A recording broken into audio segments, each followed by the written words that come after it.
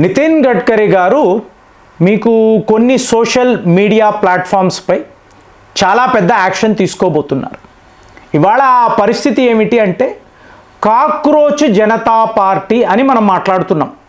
మీకు E20 Janata party అని ఒక కొత్త పార్టీని వీళ్ళు మొదలుపెట్టి ఎక్కడ మలేషియాలో పెద్ద లెవెల్లో వీళ్ళు ఫాలోయర్స్ని క్రియేట్ చేసుకుంటున్నారు. సో ఇదంతా చూసారనుకోండి, డీప్ ఫేక్ వీడియోస్ అండి.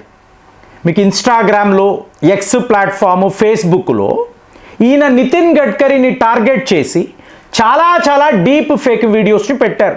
ఇతని కుటుంబ సభ్యులను కూడా లాగుతున్నారు. అంటే ఇతను డబ్బు కోసరము ఈతనాల్లో చాలా పెద్ద కరప్షన్ చేశాడు. ఇది ఎలా ఉందంటే, మీకు యూట్యూబ్ ఇన్ఫ్లుయెన్సర్స్ ఉన్నారు కదా, అలాగే సెలబ్రిటీస్, విఐపీస్. సో ఇప్పుడు వీళ్ళందరూ పెద్ద కార్లు, టొయోటో కార్లు, BMW, బెన్స్ కార్లు ఇవి వేసుకొని మేము E20 ఈథనాల్ ఫ్యూయల్ అనేది వాడాము, మా కార్లంతా పాడైపోయాయి, చాలా చీప్ క్వాలిటీ, ఇదంతా కారణము నితిన్ గడ్కరీ, ఇతని వల్లే ఇలా జరిగింది అని వీడియోస్. ఎన్ని వీడియోస్ అంటే అన్ని వీడియోస్. సో దాంతో డిఫామేషన్ కేసు, నా పరువును తీస్తున్నారు, పరువు నష్ట దావా ఇది ఈయన వేస్తున్నారు. ఇప్పుడు వేయడం మీరు చూసారనుకోండి, ఇందులో నిజాలు చూడాలి కదా. నిజాలు చూసినప్పుడు ఇప్పుడు ఇందులో చూడండి, ఇది ఎలా ఉంటుందంటే ఈ కాక్రోచ్ జనతా పార్టీ యొక్క నీట్ మూమెంట్ కాదండి. ఇదైతే నీట్ మూమెంటే కాదు.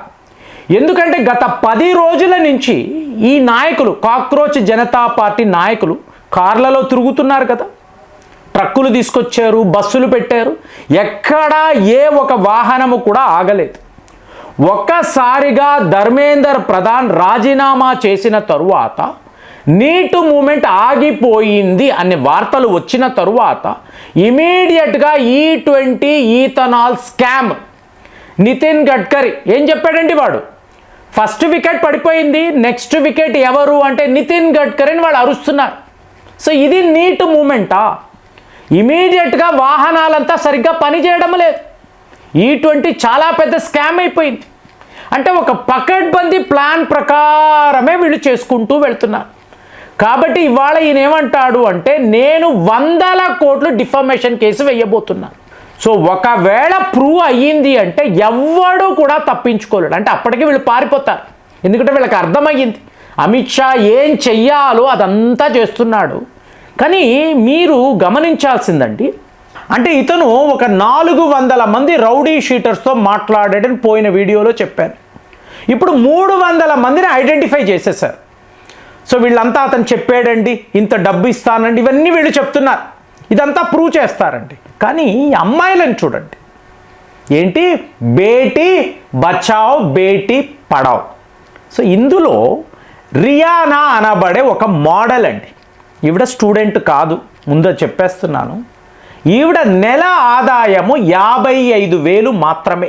అంటే ఈవిడ ఎలా సంపాదిస్తుంది అనేది నేను మాట్లాడలేను, మీకు అర్థమయ్యే ఉంటుంది. 55,000.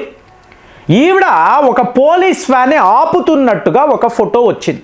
ఇన్స్టాగ్రాములు, ఎక్స్ ప్లాట్ఫామ్ అన్నిట్లోనూ విపరీతంగా ప్రచారం చేశారు. ఇప్పుడు ఈవిడ యొక్క మీకు సోషల్ మీడియా హ్యాండిల్ చూసారనుకోండి, ఈ ఫోటోను పెట్టి ఇంత బట్టలు, అసలు బట్టలు ఉందా లేదా మనకు తెలియదు, ఆ ఫోటోను పెట్టి నేను కూడా ఈ సోషల్ మూమెంట్లో పాల్గొన్నాను. ఇప్పుడు ఈవిడ ఆదాయం ఎంతో చెప్పమంటారా? 5,50,000 అండి. మీకు దగ్గర 25-30 వేల ఫాలోయర్స్ మాత్రమే ఉన్నది. ఇవాళ 2,20,000 ఫాలోయర్స్ అండి. అట్లా పెరిగిపోయారు. అంటే ఒక సోషల్ మూమెంట్, విద్యార్థుల కోసం ఎడ్యుకేషన్ సిస్టంలో మార్పు రావాలి అని మేమందరము మా డబ్బులు వేసుకొని కలిసి ఇంత పెద్ద మూమెంట్ని తీసుకొచ్చాము. ప్రభుత్వాన్ని నిలదీస్తాము, జంతర్ మంతర్లో మా జెండా ఎగరవేస్తాము. ఇన్ని చెప్పిన వాళ్ళు ఇట్లాగా 5 స్టార్ హోటల్స్లో గడిపే మోడల్స్ను తీసుకువచ్చి వాళ్ళ చేత, సో ఇందులో కనిపించే అమ్మాయిలు ఎవరో అని విడమర్చి మనం మాట్లాడక్కర్లేదు. పోయిన వీడియోలో చెప్పాను, వీళ్ళు గంతులు, ప్రతి వాళ్ళ చేతిలో బీర్ బాటిల్స్, గంతులు. ఏంటి మేము సాధించేసాం. ఏం సాధించారు? 21 విద్యార్థుల తల్లిదండ్రుల దగ్గరికి మీరు వెళ్ళారా? ఎవరైతే మీకు ఇలాగ చనిపోయారో ఆ పేరెంట్స్ వద్దకు వెళ్ళి మనము సాధించేమని మీరు చెప్పారా? మళ్ళీ మళ్ళీ ఇదేనే అడుగుతున్నా. లేదు, మీకు ఈ మూమెంట్తో ఎటువంటి సంబంధము లేదు. విద్యార్థులు రారు అన్నప్పుడు రౌడీ మూకలతో మీరు మాట్లాడుతున్నారు.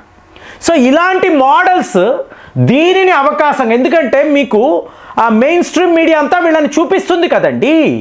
ఒక హిందుస్థాన్ టైమ్స్ అనండి, టైమ్స్ ఆఫ్ ఇండియా, బీబీసీ, వీళ్ళందరూ లైవ్ కవరేజ్ చూపిస్తున్నారు కదా. వీళ్ళు ఎంత పాపులర్ అయిపోతున్నారు చూడండి. ప్రజల ప్రాణాలను పణంగా పెట్టి ఇలాంటి మోడల్స్ వాళ్ళ పాపులారిటీని పెంచుకుంటున్నారు. అదే బాధపడాల్సిన విషయం. అసలు దీన్ని ఎందుకు అలో చేశారు అంటే మనకు తెలిస్తే కదా, ఇవన్నీ జరుగుతాయని తెలిస్తే కదా ఆపడము. తెలియనప్పుడు దేన్ని ఆపుతామని వీళ్ళు మాట్లాడతారు. అట్లా కాదు. ఇవాళైనా, ఎందుకంటే ఫ్రెండ్స్ ఒకటే చెప్తున్నాను, ఇది చాలా పెద్ద లెవెల్లో వెళ్తుందండి. ఇప్పుడు వీళ్ళు చెప్తున్న E20 జనతా పార్టీ ఇక్కడ కాదండి, మలేషియాలో రిజిస్టర్ అయింది.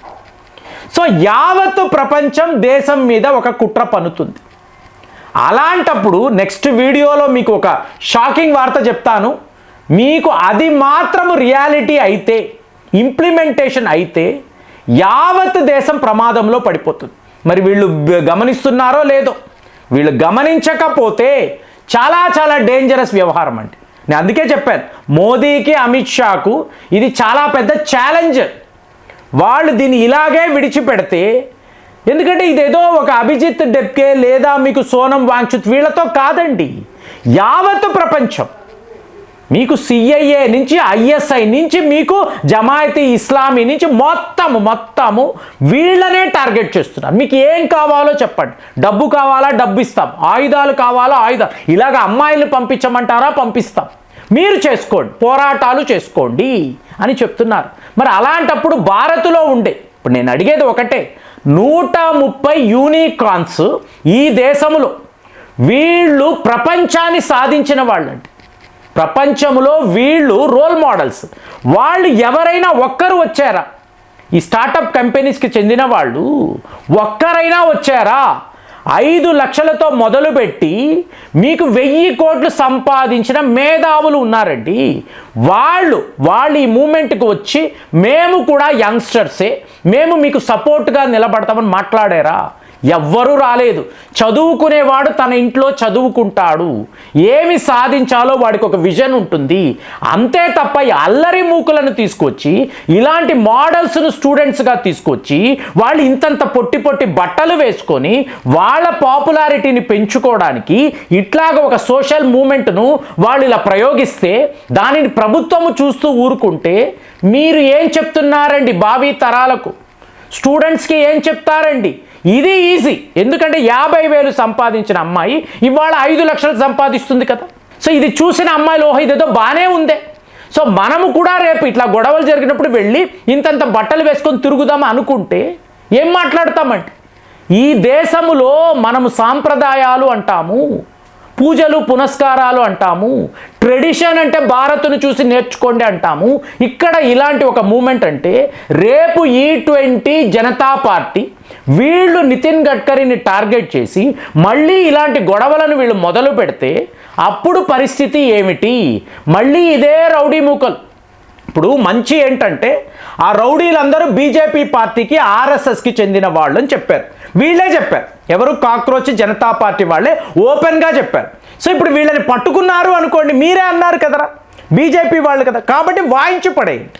సో వాడికి వాడే నోరు జారి దొరికిపోయాడు. అక్కడ వరకు వాళ్ళకి ఏ తెలివితేటలు లేవు, ఎటువంటి అనుభవం లేదు.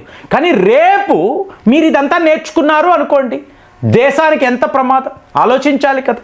కాబట్టి ఇట్లాగా ఈ సోషల్ మూమెంట్ అని చెప్పి ఇలాంటి నాటకాలు ఆడుతూ ఉంటే మనం ఏం మాట్లాడాలి? కామెంట్స్లో రాయండి. మళ్ళీ వచ్చే వీడియోలో కలుద్దాం. జై హింద్.